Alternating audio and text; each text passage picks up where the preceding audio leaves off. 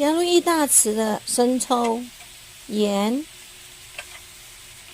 胡椒粉、糖，炒至入味。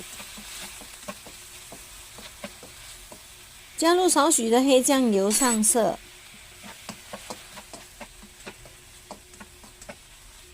加入香菜，稍微拌炒。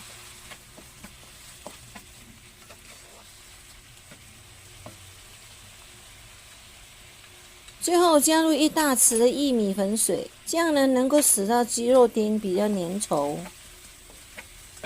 炒好后盛出备用。蛋挞膜先抹上1层油。